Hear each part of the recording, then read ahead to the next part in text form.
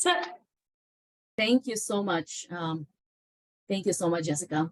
Hi, everyone. How are you doing today?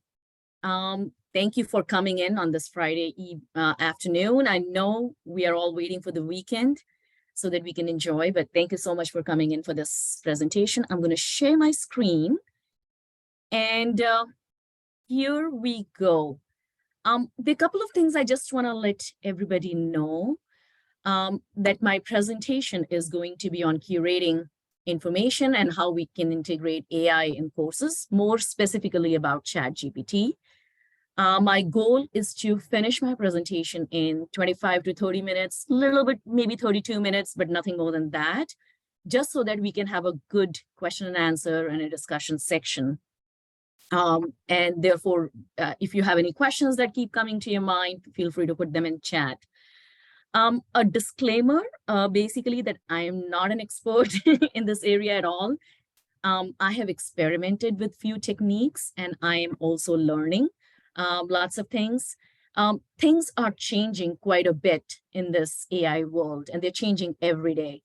And therefore, whatever I have experimented with, I have used it for my personal or professional reasons. I have actually put in an asterisk mark throughout my presentation. So you would see that.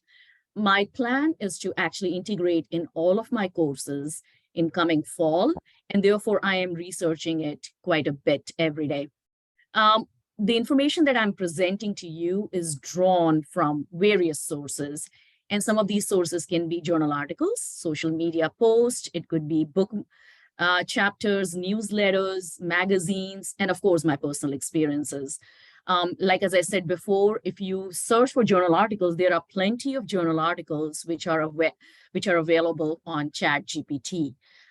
So that's the whole thing. Okay, so let's begin with my presentation. I want you to introduce yourself. I think everybody knows me here. My name is Mamta Saxema. I'm an associate professor here in the Department of Human Development. And I love this topic. I love anything that is related to pedagogy. So I would like you to introduce yourself. Let me know who you are, your job title, and where you work in the chat. And if for fun, if you can write the name of an object, that is on your left-hand side, and any feelings that are associated with that object, that would be great. So I'm going to give you some time to do that.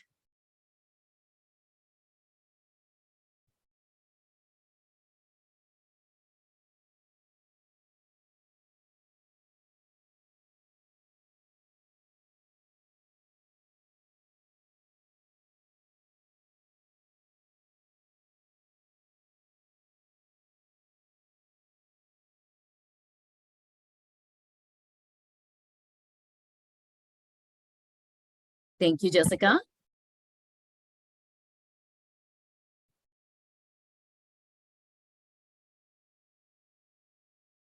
Hi, Ben.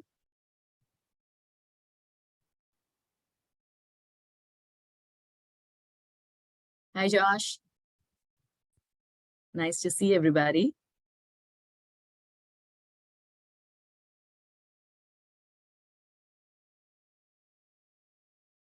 Yeah, I do mean what's on our desk right now. I can tell you what I have. I actually have my phone with a timer on, so that I can time myself and finish it within 30 minutes. So what do you have? So my feelings right now are I'm pretty anxious, actually. Papers in a seltzer water can. And how do you feel about it, Josh? It is. Thanks, Jessica. Liquid gelling pen, yep. Mm-hmm. Thanks.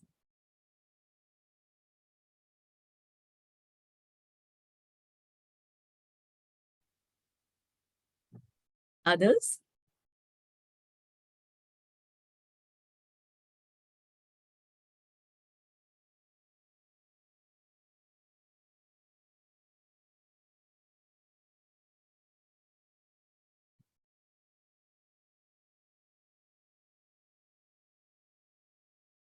Hi, Carolina. Oh, 3-year-old's placement. That's nice. That's nice. Nice to see you. Okay. while everybody is writing, let's move on to objectives for today.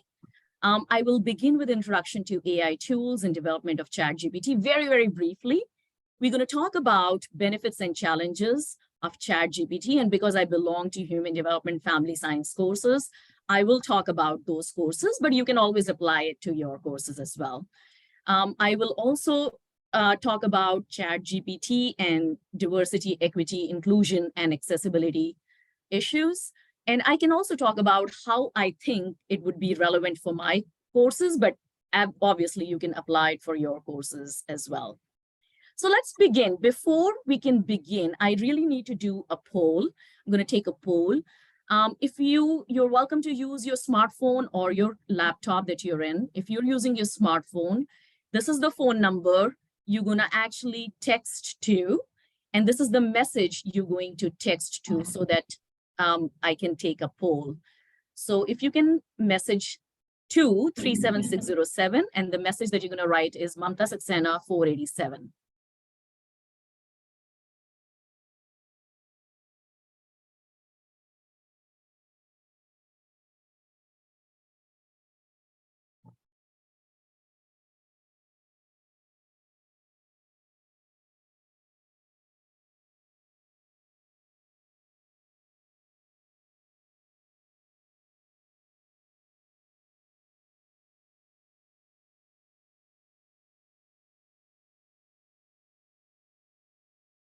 And of course, it will give you a confirmation message that you are in.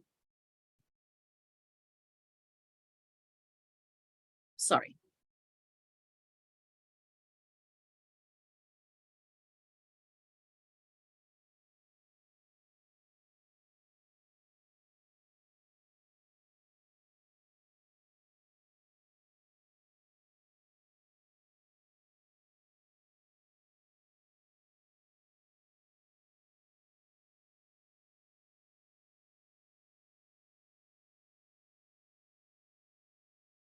Could people tell me if you are in? If you can give me a thumbs up, something to show that you are in, you got a confirmation message. Nice. Thanks, Jackie. Thanks, Jessica.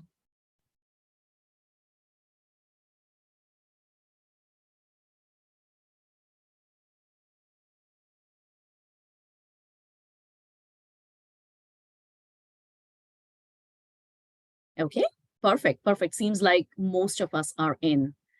Okay, so I will begin with very basic questions to start. And my first question to you is, how comfortable are you in using AI in your daily routines?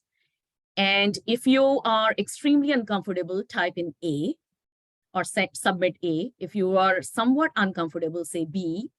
If you're neutral, say C, somewhat comfortable, D, and extremely comfortable, E. Okay, seems like we have started answering, okay? So we're leaning more towards neutral and uncomfortable side. Anybody who's comfortable using, or even somewhat comfortable using.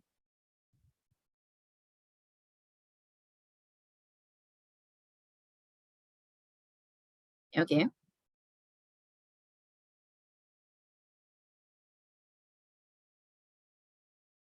Okay. My next question is the same way. How comfortable are you in using ChatGPT in your courses? I'm talking about ChatGPT now.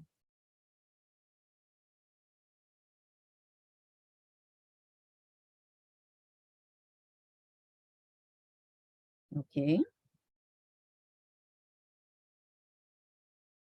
75% are neutral. That's actually a good thing. Okay. But none of us are even somewhat comfortable right now. Is that true? Yeah.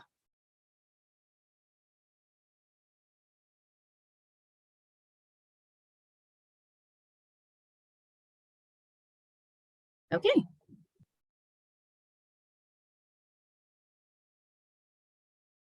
Okay, so let's talk about what is AI in very, very simple terms.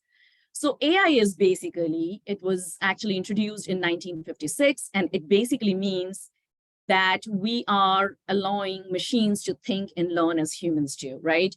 And we use a lot of AI things in our day-to-day routine. Your GPS is AI. We use facial recognition. You know, if you have an Apple phone, if it recognizes your face, that's an AI. We do lots of online shopping, and it kind of like saves all the cookies and cache, and basically it gives you recommendation based on that. It customizes everything for you, you know, what you like and what you dislike, and therefore it shows you only those things, and that's all AI. If you get a message from your credit card company saying, you know what, it seems like it's a fraud case, you know, we saw that you used your card over here, all those things are AI. So we do use AI quite a bit in our day-to-day routine. Now, while teaching also, we have been using AI. So AI is, as I said, is nothing new. We always have had adaptive testing, like SATs and GREs. They have adaptive testing. We do some profiling and prediction, like with insurance companies, they do that.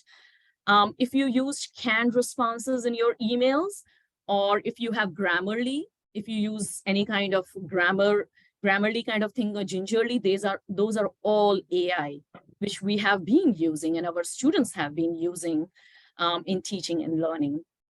So let's see.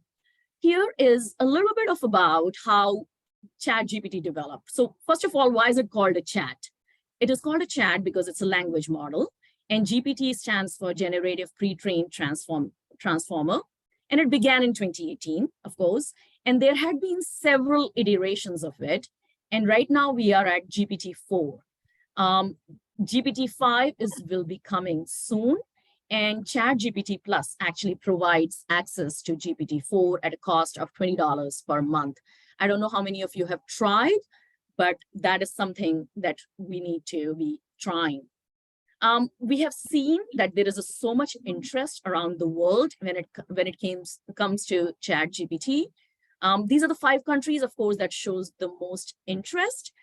But the whole world, if you look at it, pretty much the whole world is blue, except few countries in the continent of Africa and over here.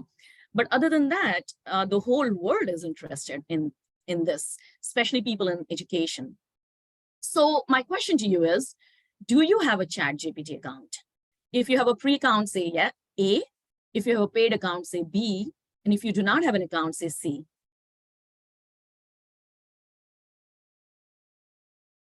So some of us do not have an account. And this is all anonymous. So please do not hesitate to answer these questions. There is no data being collected here. This is all anonymous. I mean, not, but personal identifiers are not being collected. Okay.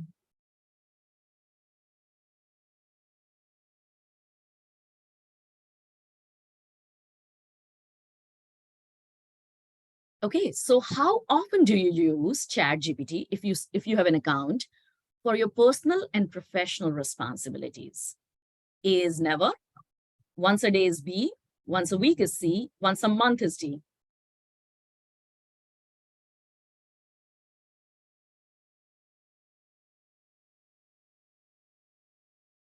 Okay. So it is never or once a month. So it's basically less than I thought.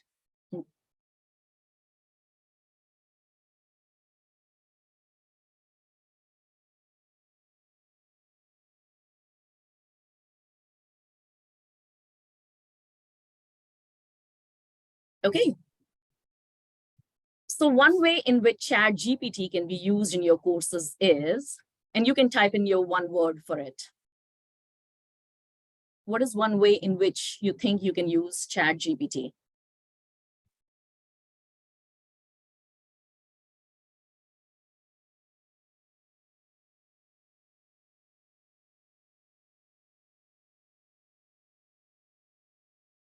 Okay. Brainstorm, yeah.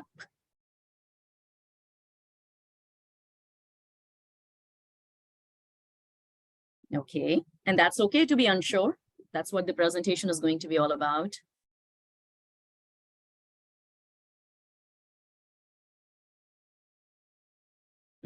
Critical thinking, absolutely.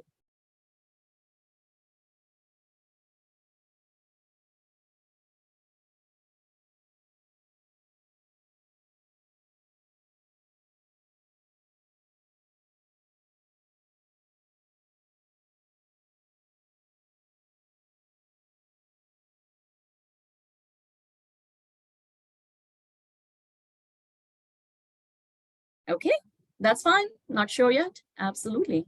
Absolutely. Okay. So I know you are not sure, and I know you do not have answers, all the answers, but what is your biggest concern related to the use of ChatGPT? What is your biggest concern? Detection. Okay. Student think it will do their research for them. Sure.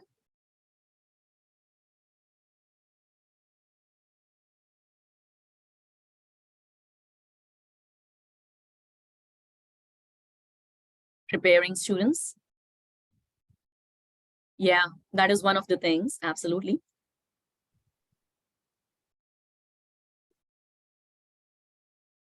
Lack of effort. Yes.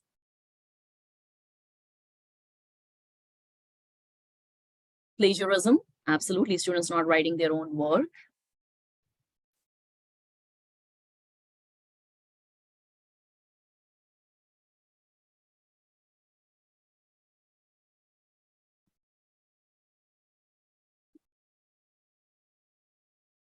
Thank you. Thank you for participating in this. Okay, so if people who have never used ChatGPT, here is a tutorial for it. There's a crash course on ChatGPT. If somebody is interested, it will give you a very basic, and it's a short videos that are available on YouTube that you can watch and learn about ChatGPT. But it is not something very difficult. So what I'm going to do right now is actually, I'm going to talk about my courses, and then I would like you to apply it to your own courses.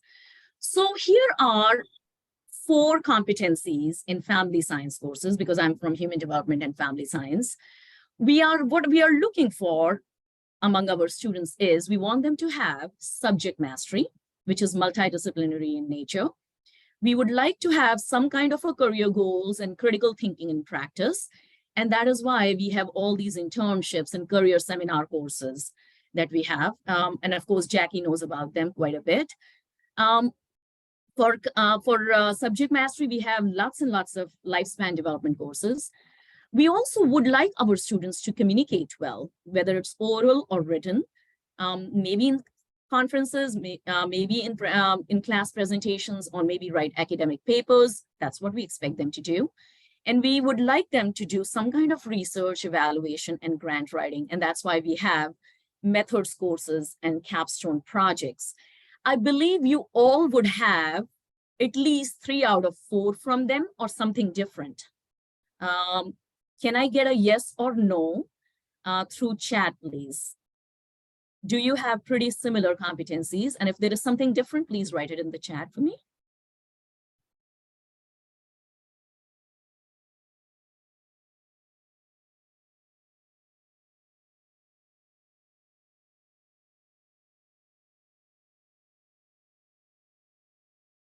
Yes, similar. Thanks. Yep.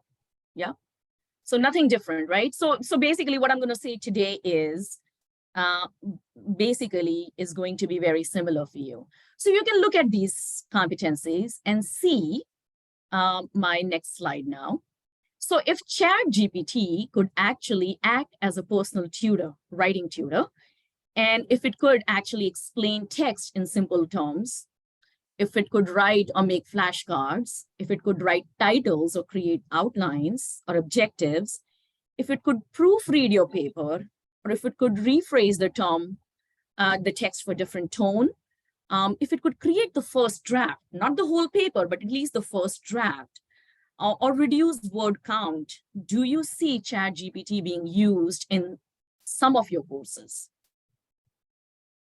which are more of the subject mastery courses and writing courses?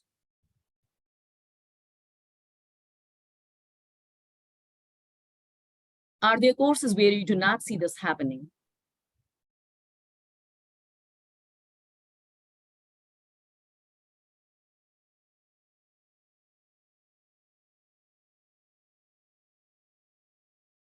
And just a reminder, like as I said before, anything with asterisk mark has been tried. I have tried that. If it's like using Wikipedia as a start to students' research, maybe. I just don't want it to end there. Absolutely, Josh. Absolutely. That is absolutely correct. So it is better than Wikipedia in some ways, but we have to teach our students how to use it. I guess that we are at a point where we need to teach our students how to use it properly, thinking critically about it. But you are absolutely right. It can actually write coding. So because I teach SPSS, it can write a code for you. It can be used as an idea generator or ideas for project. We can even, the students or we can even make memory aids and flashcards, like as I said before. And we can write resumes, personal statements. I know, Jackie, you do a lot with resumes and personal statements. There's a course that I teach where students have to create a intervention program. And because they have created that intervention program, they need to give a title to that program and create a logo for that program. So ChatGPT is only text, it cannot do images, but Bing AI can actually do some images also. Students can practice mock interview questions. If you tell ChatGPT that this is the job I'm applying for, tell me what are some of the questions that can be asked and how should I answer? They can also even write their answers and ask ChatGPT to improve on their answer or improvise their answers. It can create an ebook, podcast, video scripts, PPTs, and it is saying PPT simply because there is another AI that is much better in creating PPT content, and it's over here. It costs $12 a month, but you can do that. And students struggle with research questions at times, and ChatGPT can actually, write that for them. Now, you may think about if ChatGPT, like your concern was, if ChatGPT is doing everything, why are we, why are we even, it's going to replace the professor? And we're going to come to that as well. Okay, so these are some of the things that have been already being tried by me. Here are more things that students can try. Of course, not students can try, actually we as professors can try. So ChatGPT can become our teaching assistant, or we can call it as a teachable agent, especially in asynchronous courses. It could be very helpful.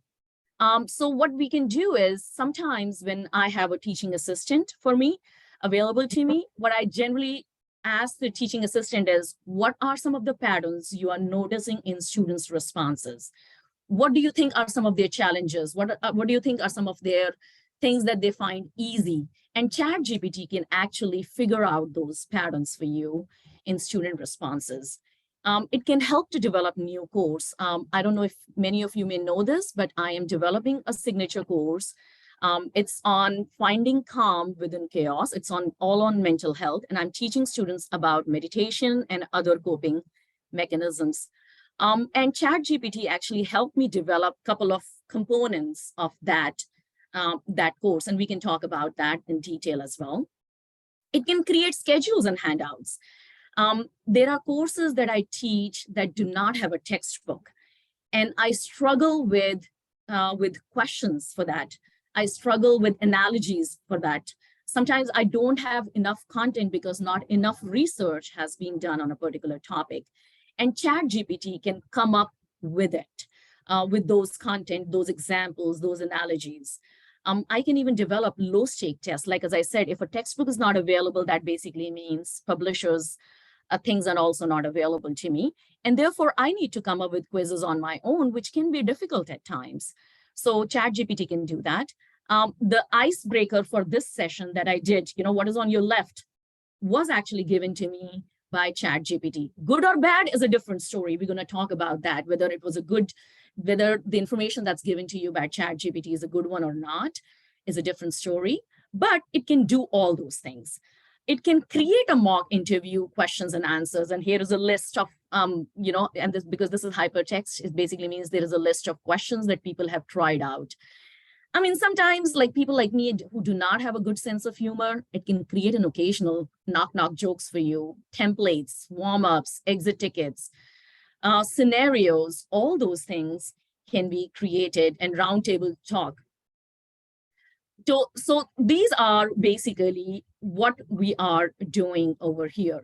So Ben, I just saw your message. I'm sorry. Please, are we likely going to get the PowerPoint presentation? I will try. Yes, absolutely. I will be happy to give it to you. Absolutely. Thanks. So this is what you can even use as the way I think about as a teaching assistant, or when I'm thinking about anything that I want ChatGPT to do is, it's all about prompts, right? And we need to learn how to write prompts. ChatGPT works with incremental prompts, which basically means that it requires some kind of curation of the prompt. So if we put garbage in, obviously garbage out will be the outcome.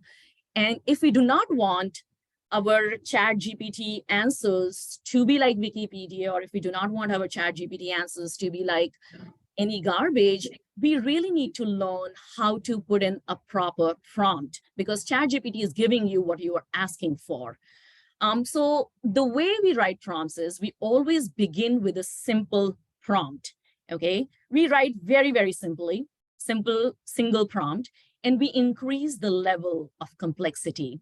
And we ask it to iterate on the previous output. So ChatGPT can actually, take care of itself. And we keep on asking for specific and more specific and more specific information until we are satisfied with the answer. So the first answer that we receive is not something that we're gonna actually take it all in. No, that's not something we are happy with. We are going to actually keep on changing it. And in the process, while we are giving ChatGPT the prompts, we are actually developing critical thinking skills among our students, because now they know this is what I got, okay, but I'm not satisfied with it. I need to change it in these many ways. And therefore, the student will be writing prompts.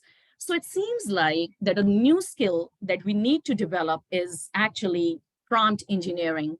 And that's what people are talking about, that the new skill should be prompt writing or prompt engineering that we need to do.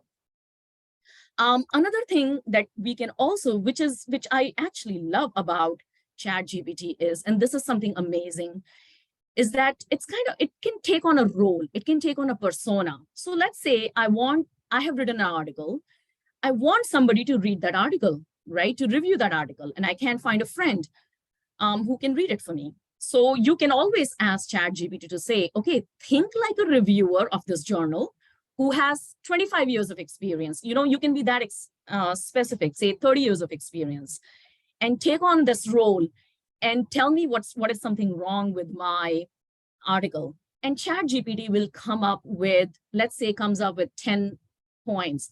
And out of those, 4 are good for me. I would love to actually incorporate those 4 points that ChatGPT came up with. And I have tried that out also, and I will show you where I have tried that out as well. So that's what ChatGPT can do for all of us. So what I mean to say over here is, and sorry, I'm going back, here is a ChatGPT cheat sheet. So when you're writing a prompt, you always have to give it a role. You then create a task, and you ask how you're going to be formatting it. And if you have these 3 things, and then you keep on reiterating or ask it to change things in some ways, some specific ways, the answer is going to be a good one. So thank you, Jackie, for saying that, yes, core competencies will include prompt engineering, because that is now being needed. Now, of course, some of your concerns were absolutely valid. Not everything can be done by ChatGPT. We know it lacks emotional intelligence, and that means contextual understanding. It has a very robotic voice, and that's why. If we have assignments that are very reflective in nature, ChatGPT cannot do good work. We know the research references are wrong. Of course, we expect our students to be subject experts before they give us anything. And I think they need to learn that they cannot take in anything that ChatGPT has given them. And in fact, now the work is more that they need to be cross-referencing. They need to be figuring out whether what they are seeing is actually correct.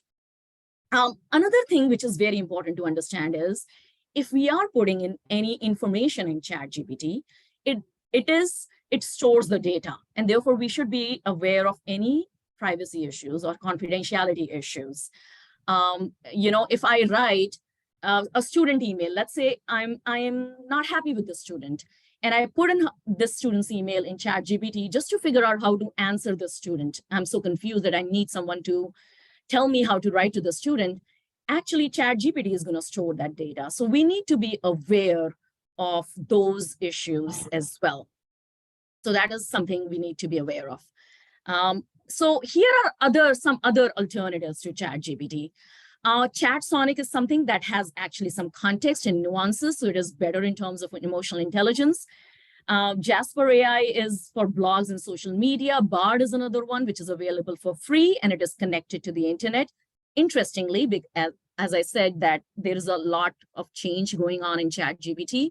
So I believe it was either yesterday or day before yesterday that ChatGPT was also connected to the internet. Bing AI is another one, and it can be applied to your Android and Apple devices. Copilot is another one if you want to do context analysis, and Elsa Speaks is another one. So these are some of the other AI tools that are available. So I guess, why are we doing things? And it's something like we need to figure out whether ChatGPT can actually replace instructors or not. Now, even though some of us are not using ChatGPT, there is a research that suggests that 51% of the teachers are using ChatGPT. And it is more high among Black and Latino teachers. So whether we like it, whether we not like it, our students are using it. But we need to teach them how to use it properly is the smart thing to do at this point. So, so another question that comes is, can AI replace you? My answer, and this is my personal opinion, if your classes are based on care pedagogy, if your classes are relationship based, you cannot be replaced by ChatGPT or AI, because your role will always be important. In fact, it has become more important now, because now our job is to, in fact, teach them about critical AI skills. So we cannot be replaced at all. But our role has changed a little bit. We are no longer the teacher that we used to be. We are more of a course architect. We are more of an engineer at this point. So that brings it to a different topic now, which is about DEIA issues. Do you think ChatGPT integration can improve or complicate DEIA issues in your courses? Yes and no, and how? So diversity, equity, inclusion, and accessibility issues.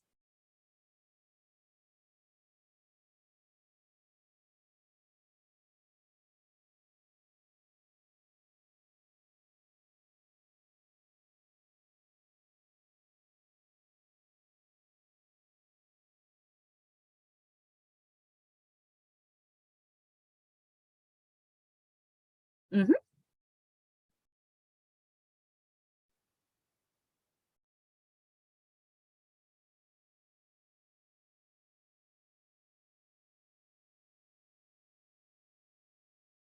Perhaps, yeah.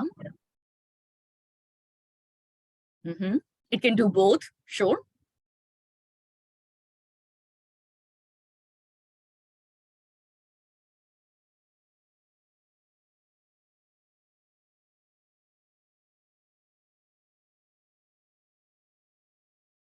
Mm-hmm. Thank you. Thank you for participating. So what we know about DEI and ChatGPT is that it creates a level playing field for underrepresented groups. And we do understand that ChatGPT is trained on a diverse and inclusive set of data. So, and it can convert complex text So it can actually be pretty beneficial for people who are English as their second language.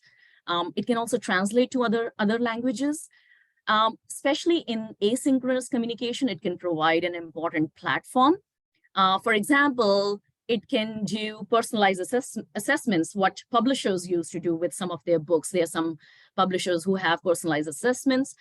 So in asynchronous classrooms, it can provide that. It can even create interactive and game-based assessments for our students. And it will provide immediate feedback, because immediate feedback may not be possible in asynchronous classes. And therefore, if a student needs an immediate feedback, ChatGPT can come in pretty handy with that. So I guess what we need to do at this point is that we really need to include students in dialogue about our course policies. We really need to teach our students to look for problems in ChatGPT's responses. And that's when, again, they will develop critical thinking skills through that. If there is a bias, if there is a language issue in ChatGPT's response, they need to actually fix that. Our students should learn how to fix that and how we can align the response with human values. Something else that we need to think about is there a difference between cheating and using AI? I mean, Grammarly is used by all of us. We all use GPS. Yes, no, I mean, we do not know how to read maps maybe, but if there is no GPS, it will be hard for some of us to drive now. So are some of the writing assignments really necessary in our courses? Can those writing assignments be substituted or replaced by other things like role plays, like art, like poetry, or maybe something else, you know? So we really need to now think about intentionally, are those writing assignments important? And what are we going to lose if we do not have those writing assignments in our courses? So here is my summary of it. I think we all can make our courses more visible thinking, which basically means students can create mind maps instead of writing assignments, poems, art, mathematical calculations, scenarios for role plays, and all those things. And I really like this Mushtaq Bilal's thing on Twitter. He said, outsource your labor to AI, not your thinking. And I think it's, summarizes it pretty well. There are some syllabus statements. The resources are available over here. If you would like to see what others have written, please feel free to take a look. But we all need to have syllabus statements regarding use of AI, whether we permit it, we do not permit it, or we somewhat permitted it, needs to be written. We need to include students in dialogue about course policies. We really need to have a conversation about them, because regardless, they're using it. We can create a rubric where use of AI can get certain points, and changing AI's response to their own original thinking can get some points. We can talk about plagiarism. Of course, most of us do already. We also can require, if you are still worried about plagiarism, we can handwritten assignments is another idea. Submitting drafts, several drafts is another idea. Of course, as a professor, we need to know our students, and we need to look, patterns and irregularities, and of course, cross-check. And we need to teach our students how to cross-check as well. So my overall suggestion would be, at this point, would be that at least create one assignment on ChatGPT when it comes to fall 2023. And see if you can have a discussion with your students and see what it did well, what it does not do well, what biases do students think. And if you can do some kind of a session with your students, I think it would definitely be great. Here are some more resources over here that people have done, like Oregon State came up with some syllabus statements and writing assignments. So these are some good resources that are over here. And here are more resources. I'm part of several of them. Facebook groups, Twitter, Instagram, I follow many of them. Even on TikTok, I'm looking at videos of how people are using ChatGPTs, and people are coming up with really good solutions to the problem of plagiarism. APA, which is American Psychological Association, came up with citing ChatGPT. If you want to detect ChatGPT's use, you can always use GPT-0, which is an AI detection tool, Turnitin, or Writer. These are all good ones.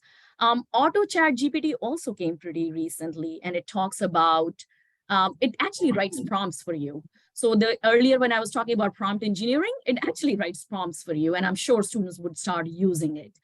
I guess I'm going to end my presentation with two things.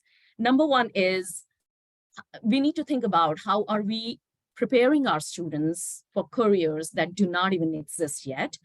And number two, how are we going to add critical AI literacy and prompt writing skills in our competencies? I think every department needs to now think about these two things because these things are pretty important. So I'm going to stop over here. Thank you so much, everybody. If you have any questions, feel free to ask them, and I will be happy to actually send these PowerPoints to you.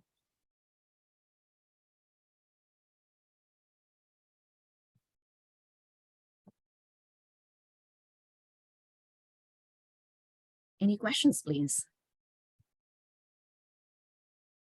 You're very welcome, Carolina.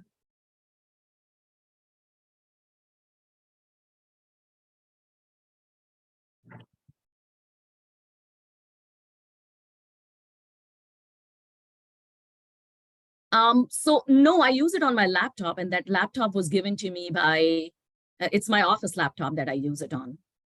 And it is connected to my Oswego account, my Oswego email.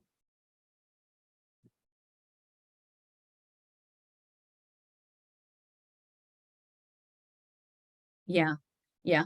I believe the Android version of it just came, and again, it was yesterday, day before yesterday, some or 2 days ago, but I have not tried the Android version of it.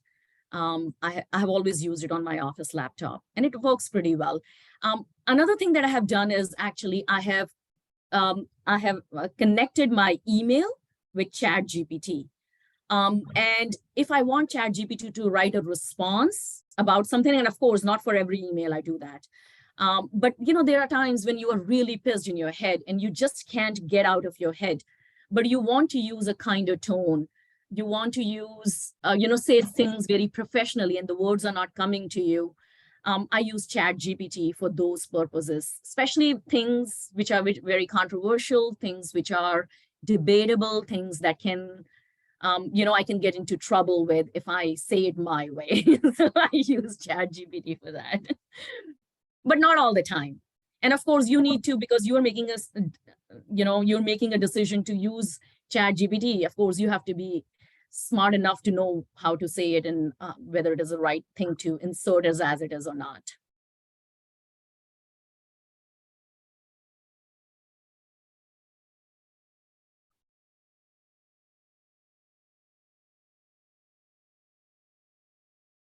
So do you think this is doable? Are you doing anything different?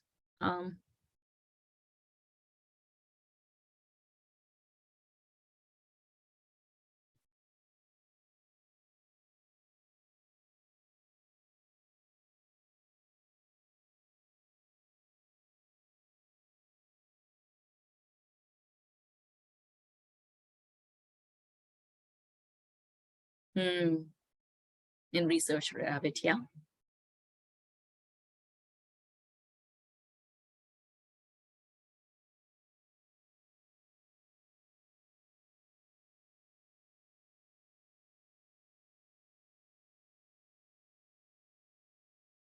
Yes, absolutely, Josh. Not a lot of people have used it, but it is interesting that how we have not used it, but our students are using it. And that is why we have to. We have to.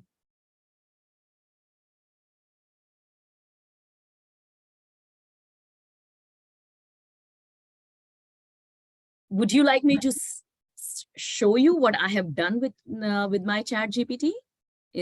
Unless you have any questions, feel free to ask those, but I can even show you what I have done. So for example, there was a student of mine who was doing some kind of a letter for a job, and I basically, or some kind, she wrote something. I don't remember exactly now. I basically asked ChatGPT to actually review it. And this is the response that ChatGPT gave. Your teaching philosophy is quite strong, but here are a few ways you could improve it. And there are some ways in which it said that I can improve it when I put in that response. Then I said, okay, if I'm applying it for an associate position in social work, how would you change it? How will you write the letter? So it wrote the whole letter for me for that student. And this was like actually amazing.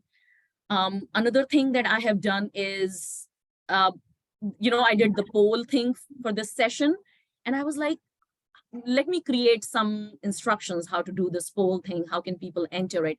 And it gave me those steps. So I said, create these steps for mobile phone, create the steps for joining a session on polls everywhere. So it actually created those steps for me. And of course, I did not take in everything that it said. I just took in some parts of it.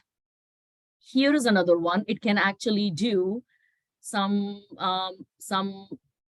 ChatGPT integration. Yes, this was the course that I was taught. This was another thing that I was doing, and it gave me some titles, funny titles. That's what it did. Here is another, the signature course that I was talking about. It gave me titles for that as well. And you have to use it. You don't want to use it, that's fine. Here is the SPSS regression code that it gave me. And of course, it gave me all the steps as well. So I tried that out. So it is, I mean, so far I have found it pretty useful. Of course, you are the expert. You cannot take in everything that comes in. Are there intellectual property rights associated with AI responses? Absolutely, absolutely, Ben. One of the papers that I posted in over here in my PowerPoints, their whole paper was based on ChatGPT responses. And therefore, at the end, they said, we cannot have ChatGPT as co-author, but the amount of work this ChatGPT has done for us, it is actually pretty much like a co-author. So yes, there is an intellectual property rights in there. Josh, yes, I will send my slides to everybody over here. Absolutely, absolutely. I will do that. Anything else that I can help with? Or any questions that I can answer?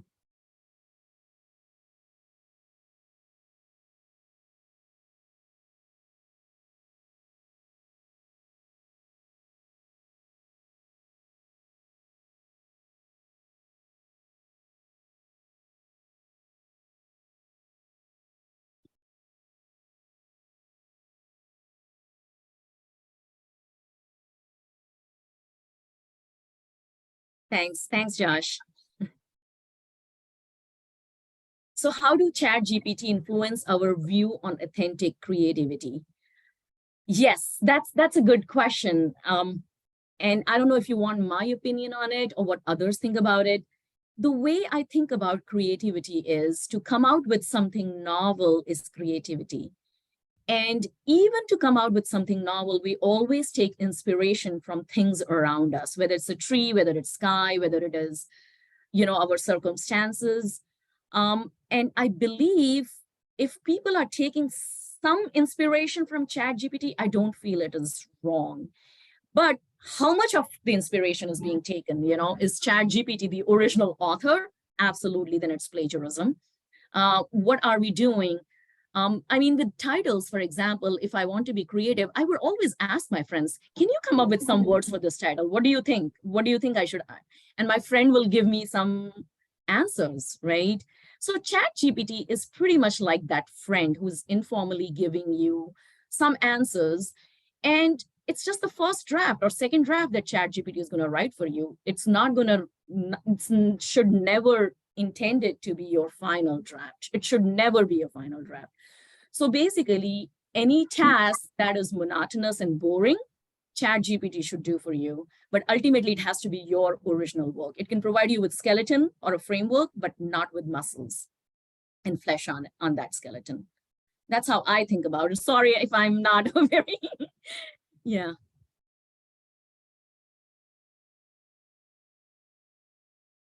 Yeah. And also we can improve. We can ask them to improve their creativity, authentic creativity, because we can make them compare what ChatGPT wrote, what you wrote. We can always ask our students to write something first, put it in ChatGPT, and then ChatGPT gives them a response and how they are learning from it.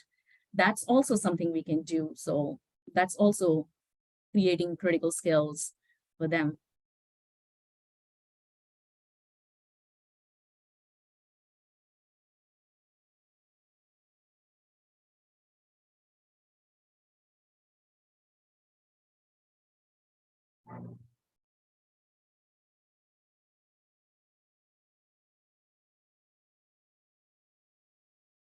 Anything else?